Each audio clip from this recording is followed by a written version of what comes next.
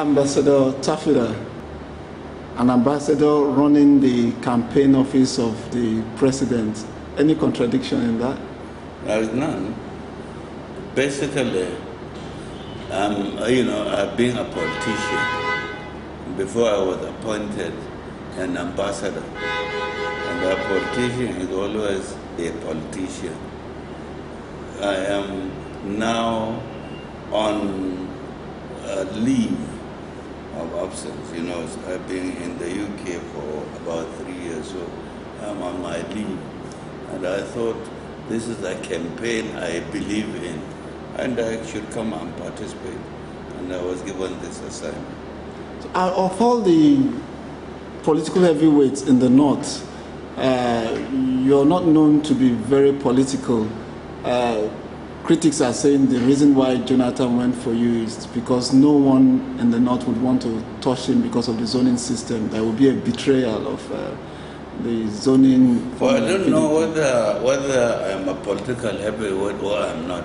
I don't know myself. If people think I'm not, maybe I'm not. If people think I'm a heavyweight, I don't know. But all that I know, I don't know myself. But I'm a politician. And I have been in politics for a long time. So you don't think... And I have indicated that I am a politician because I contested several elections and I have won several elections. So as someone from the northern part of the country, you don't think it's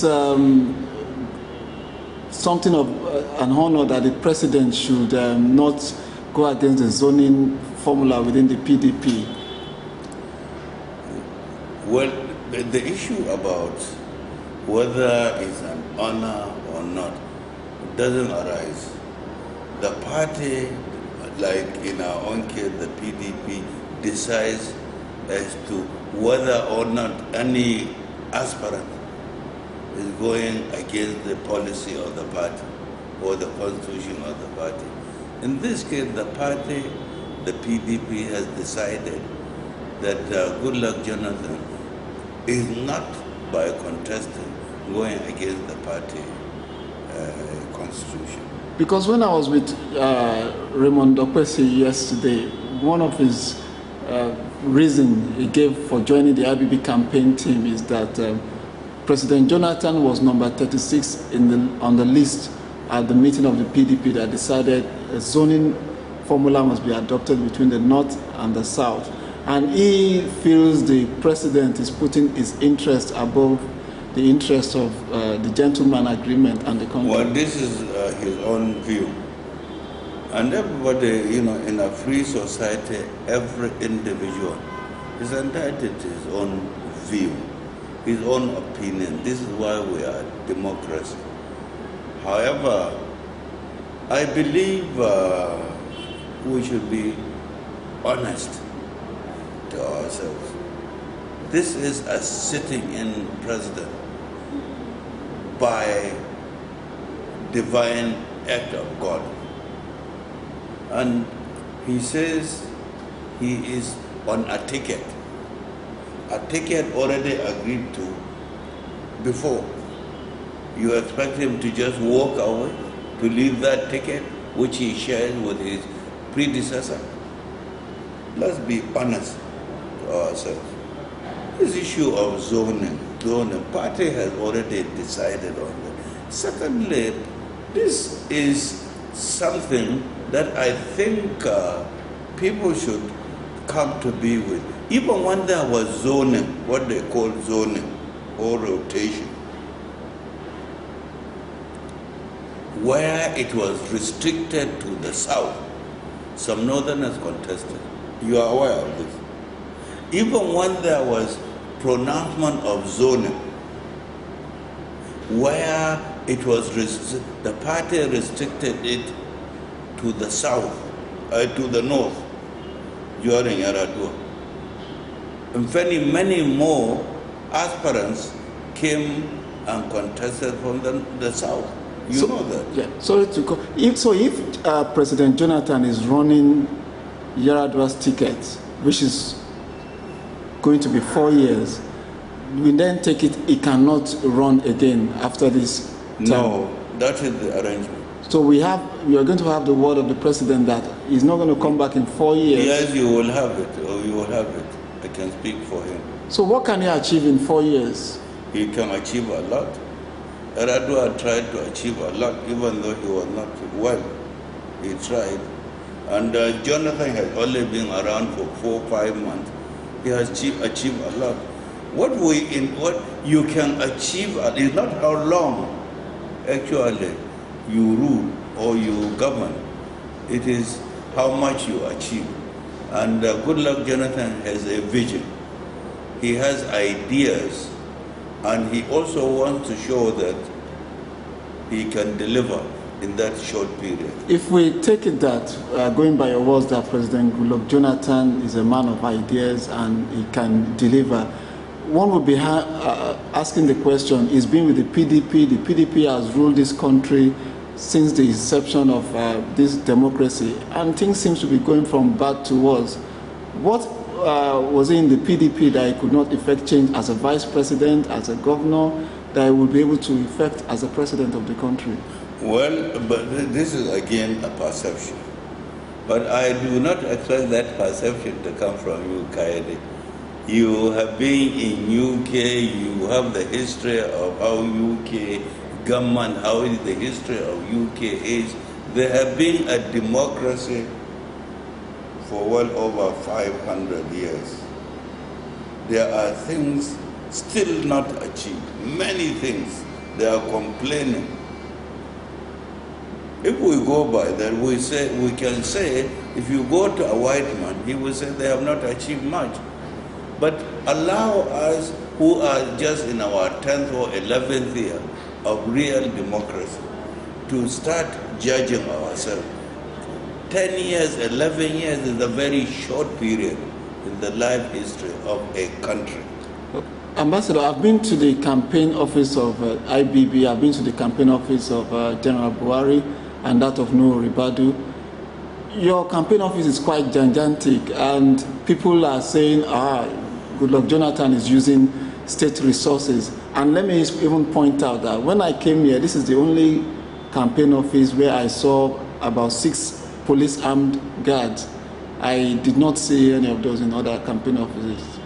Any reason for the high sense of security around the campaign office? You know, whatever is associated with Goodluck Jonathan today must have something to do with security.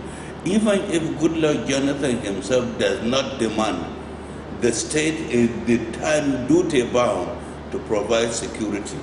Anything associated with Goodluck Jonathan, his wife, his family, whatever, is automatic all over the world. This is what it is. So how about the allegations of the president using intimidation to harass his opponents? The first case is that of Raymond Dokwesi. He said his business is being, at least is the content of his press statement to the media, being that he's been declared persona non grata by Niger Delta militants. His AIT is not being allowed to cover most of the events in Aso Rock. Money being owed to him by the presidency and the government for the Under-17 World Cup are not being paid. And he's adducing that to the fact that he's supporting IBB and they're trying to cripple his business. Well, this is again a view, one-sided view, and I don't think you as a very well-trained media man would take to that. All that I know is that AIT, we knew AIT, the ownership belongs to one of the aspirants, but we still couched them, we brought them in to cover our event, and we paid for it. And we still like AIT, a very good enterprise. Raymond Dokwesi, a very good person, and a full-blooded Nigerian. If he has some personal issues with somebody or some group, that is different, and we shouldn't bring it into this affair where because he belongs to IBB, and that we think we should have grounds with him. Even IBB himself is our man. He has been our leader of this country, and we should respect him for that. So, Ambassador, this is why on our side, you will hear nobody from the presidential aspirant, that's Goodluck Jonathan, down to us, the directorate here, we never talk bad about any aspirant, whether he is from the PDP in particular or from another party. We believe that Nigeria belongs to all of us. We should fight to be in a position where we can assist Nigeria to move forward. Ambassador, you are probably 70 years and above, and coming into this place, you're surrounded by young men and women. How are you catching up with modern technology and the boisterousness of these young men and women? Well, do you think you fit in? You know, they say when you mix the old and the new, you breed something ideal. When you put the older young man, you breed something totally different. When you put in old men, everything old, you breed something sluggish. I'm learning a lot, they are learning a lot from me, and it's an opportunity. Now, I never despise young men, and I think young men don't despise me because I like them. I can't do without them, and they can't do without the old man like me. Now, there's one very serious issue that has been bothering my mind since I came into the country.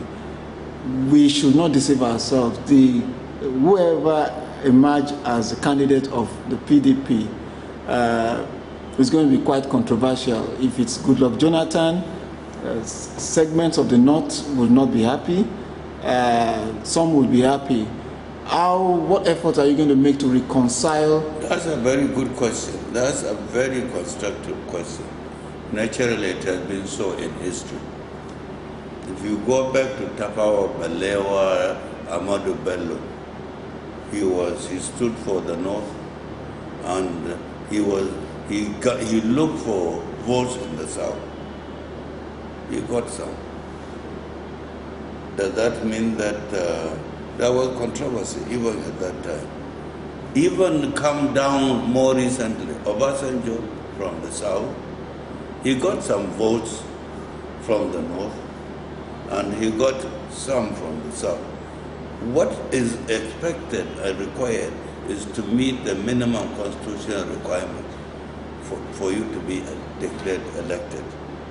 And that's that. You know, we don't expect to have 100% of everywhere. We would have good, we would have the bad in some places. But what is important is, when finally we emerged, we want to be fair to everybody. Our candidate will become the president, not of just the South, but of all Nigerians. This is the whole idea.